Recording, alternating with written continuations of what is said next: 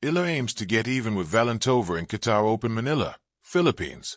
Eala will start her climb to the steeper WTA 100 Qatar Open against a familiar foe in Teresa Valentova of Czechia in round 1, eyeing sweet revenge after bowing via sweep last time out. The Doha tournament, WTA's first 1,000-level event this season, already got going Monday at the Khalifa International Tennis and Squash Complex, with Eala being assigned to Day 2 against a qualifier that ultimately became Valentova. Valentova, a twin champion in both the 2024 French Open girls singles and doubles, lived up to her lofty billing as the number 1 seed in the qualifiers by beating Aussie Arina Rodionova WTA number 210 6-2-2 to 6-7 to 6-3 and German Elissadel WTA number 83 to advance to the main draw.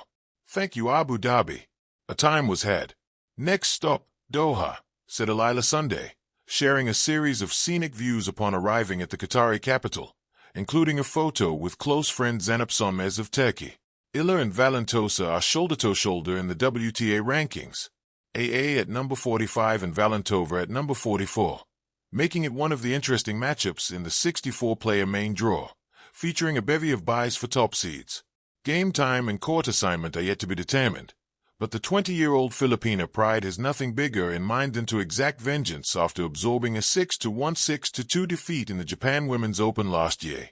Should Eala pass the test of the 18-year-old Czech, she would be in for a possible clash against 2023 French Open finalist, world number 19 and Qatar's number 14 seed Karolina Muchova of Russia, who's up against number 35 Jacqueline Christian of Romania in the round of 64. World number 4 and reigning champion Amanda Anisimova, number 3 seed of the United States, then is projected to wait by the third round of the loaded upper bracket that also includes world number 2 and 6-time Grand Slam champion Iga Swiatek of Poland, number 8 Jasmine Paolini of the Italy, number 10 Alina of Ukraine, and number 12 Linda Noskova of Czechia.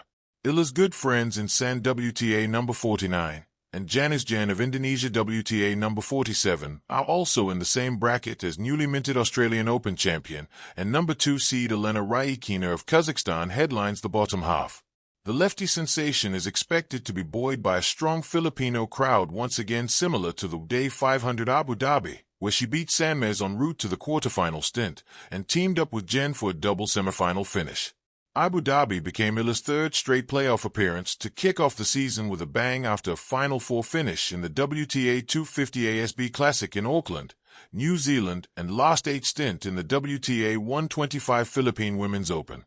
It will be the first WTA 1000 tournament for Eala, who also had her Australian Open main draw and ruled the Quon Classic exhibition in Melbourne last month as direct entry after a magical run in the 2025 Miami Open as a wild card.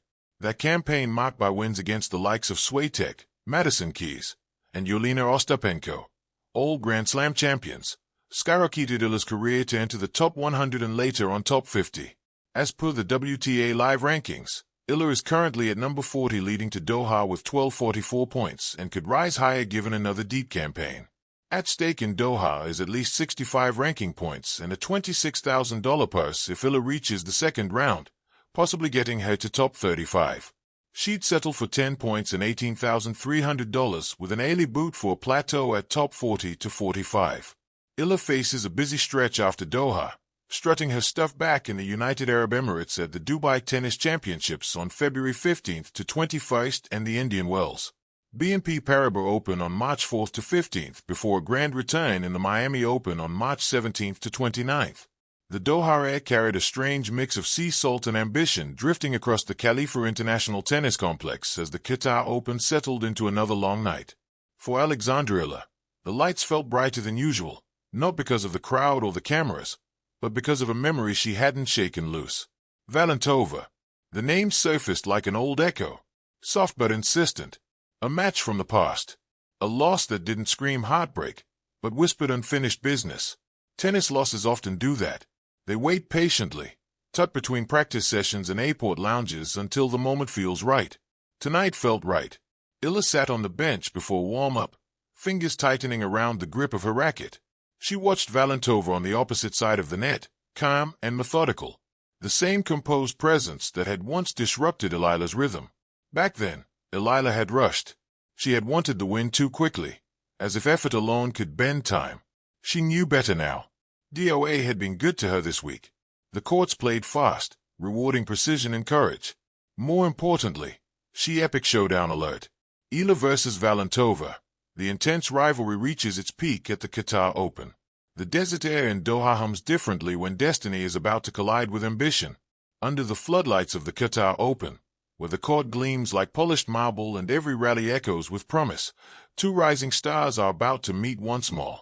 Eala, Teresa Valentova.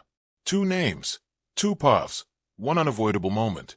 This isn't just another match on the draw sheet. This is a rivalry sharpening itself into legend. A rivalry born in youth, forged by fire. Every great rivalry starts quietly, almost innocently, before it announces itself to the world. For Eala and Valentova, the sparks were first seen in junior circuits, where potential outshone pressure and fearless swings defined their games. Eala, the pride of the Philippines, carries with her a nation's belief. Calm on the surface, fierce underneath, she plays with a left-hander's rhythm that disrupts timing and dismantles expectations. Her game is built on patience, court intelligence, and a mental strength that refuses to bend, even when momentum turns cruel. Valentova, by contrast, arrives like a storm from Central Europe. Aggressive, sharp, and unapologetically bold, she thrives on taking the ball early, stealing time, and forcing opponents into survival mode. Where Eala constructs points like a chess master, Valentova strikes like lightning. When they first crossed paths, it was clear. This wasn't coincidence. It was chemistry, the competitive kind that refuses to fade. Clashes that left a mark. Their previous encounters were never routine. Long rallies, momentum swings, stays across the net that said more than words ever could. Eala's ability to absorb pressure and turn defense into attack has frustrated Valentova more than once. Valentova's raw power and fearless net approaches have pushed Eala to the edge of her tactical limits. Each match ended not with closure, but with unfinished business. Fans noticed. Coaches noticed.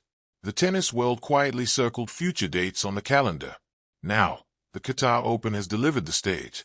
Why Doha changes everything. This time, it's not juniors. It's not a side court. It's not a warm-up event. The Qatar Open is unforgiving. Fast courts, global spotlight, and zero room for hesitation. Every winner earns roars. Every mistake echoes. 4 young players on the brink of something bigger. It's a proving ground.